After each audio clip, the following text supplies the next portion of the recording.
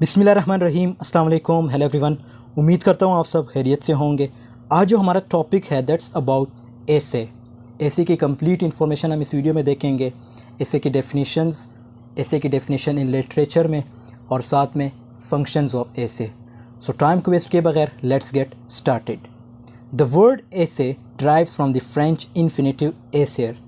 ये जो वर्ड एसे है ये फ्रेंच से लिया गया है एसेयर से, जिसका मतलब है टू ट्राई और टू अटैम्प्ट मीन्स कोशिश करना। इन इंग्लिश ऐसे फर्स्ट मेंट अ ट्रायल और N attempt and this is still an alternative meaning. English में भी इसका यही मतलब है, टू अटैम्प्ट और अ ट्रायल मीन्स कोशिश करना।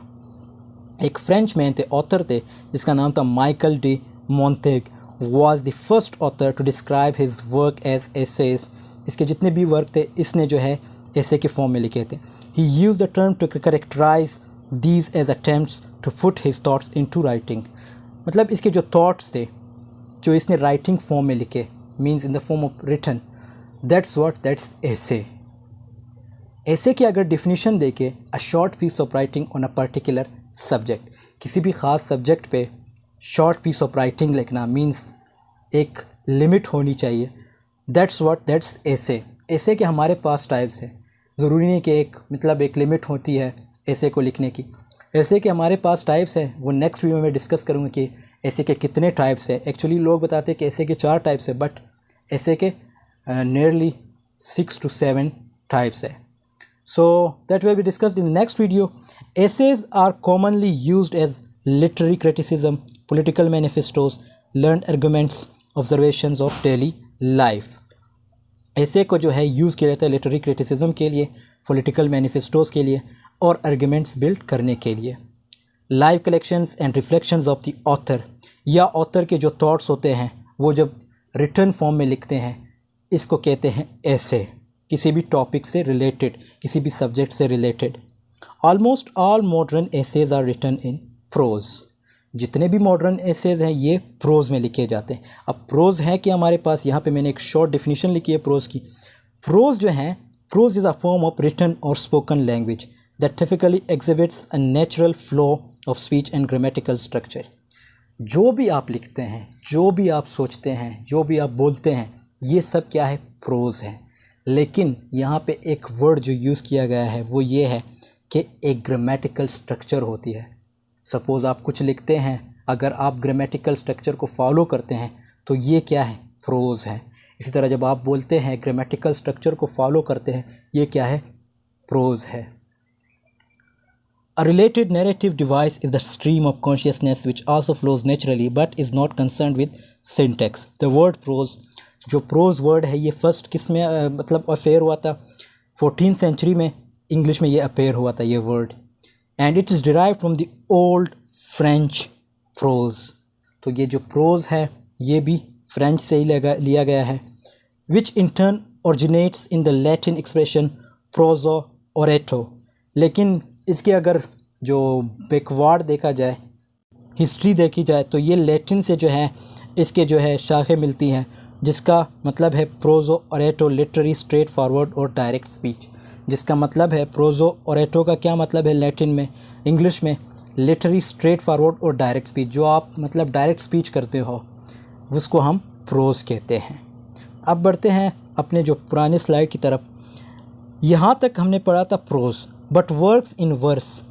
लेकिन आजकल इसको जो है वर्क के तौर वर्स के तौर पे भी यूज़ किया जाता है। अब वर्स है कि हमारे पास वर्स की ये डेफिनेशन है, poetry derive from the Greek poiesis making also called verse. जो पोइट्री होती है ये क्या है? ये वर्स है। अब वर्स क्या है? वर्स में जो है ये लिटरेचर में होता है, और वर्स में जो है एक रिथम होती है, मींस राइम स्कीम होती है, aesthetic, literature and qualities of language, language की क्वालिटीज़ होती है, such as phonaesthetics, sound symbols and metre. इसमें वही जैसे राइम स्कीम हो गई, लिटरेरी डिवाइसेस जो है यूज़ होते हैं to evoke meanings in addition to और place of a prosaic ostensible meaning. A poem is a literary composition written by a poet using this principle. ये जितने भी पोएम्स हैं ये सब क्या है? ये एक्चुअली में जो है वर्स है। And have been draft essays. तो जितने भी आजकल के एसेज हैं ये तो एक्चुअली प्रोज में लिखे जाते हैं, लेकिन इससे पहले किस चीज़ में थे? वर्स में। आजकल भी कुछ ऐसे एसेज आपको देखने को मिलेंगे जो वर्स फॉर्म में होंगे, मतलब जिसमें जैसे ये कुछ वर्ड्स यहाँ पे यूज़ हुए, साउंड सिंबलिज्म होगी उसमें, और एक क्वालिटीज़ ऑफ लैंग्वेज की होगी, उसकी रिथम होगी उसमें, तो ये सब चीज़ें उसमें आपको देखने को मिलेगी। एंड जैसे यहाँ पे कुछ एग्जांपल दिए हैं अलेक्जेंडर पोप की जो ऐसे है, एन ऐसे ऑन क्रिटिसिज्म एंड एन ऐसे ऑन मैन। अब ये ऐसे एसेज है जो वर्स फॉर्म में है, जो वर्स फॉर्म में है। इन एसेज को आप ज़रूर रीड आउट कर लीजिएगा ताकि आपको ये वर्स की जो फॉर्म है ये समझ आ जाए कि एक्चुअली में वर्स क्या है और एसेज को किस तरह वर्स फॉर्म में लिखा जाता है। ये एक और डिफिनीशन है ऐसे कि a short piece of writing that expresses information as well as the writer's opinion. जो राइटर की ओपिनियन होती है, जो इन्फॉर्मेशन आपको मिलती है, उसको हम ऐसे कहते हैं। ये तो हमने पढ़ लिया था, मतलब ये जो है प्रोज की डेफिनीशन है, इसको आप लोग नोट आउट कर लीजिएगा। और ये जो है वर्स की डेफिनीशन है। अब subsequently an essay has been defined in a variety of ways. One definition is, इसके वैरायटी ऑफ वेज है, ये मुख्तलिफ डिफिनीशंस यहाँ पे लिखी गई है। जैसे one definition is prose composition with a focus subject of discussion. मतलब एक जो सब्जेक्ट होता है जिसको आप डिस्कस करते हो, मतलब उसको एक पूरा फोकस होता है उस सब्जेक्ट को डिस्कस करने का, उसको हम क्या कहते हैं? ऐसे कहते हैं। और प्रोज फॉर्म में हो। प्रोज का मतलब ये है कि जो आप बोलते हैं या जो आप लिखते हैं, ग्रामेटिकल स्ट्रक्चर होता है, उसको हम प्रोज कहते हैं। और a long systematic discourse, it is difficult to define the genre into which essays fall. अब ये एक राइटर है हमारे पास, Aldous Huxley, a leading essayist, gives guidance on the subject. He notes that the essay is the literary device for saying almost everything. ये बहुत important definition है कि एसे का मतलब ये है कि almost everything about almost anything. इस डिफिनीशन का मतलब ये है कि किसी भी चीज़ के बारे में सब कुछ कह देना, वो क्या है?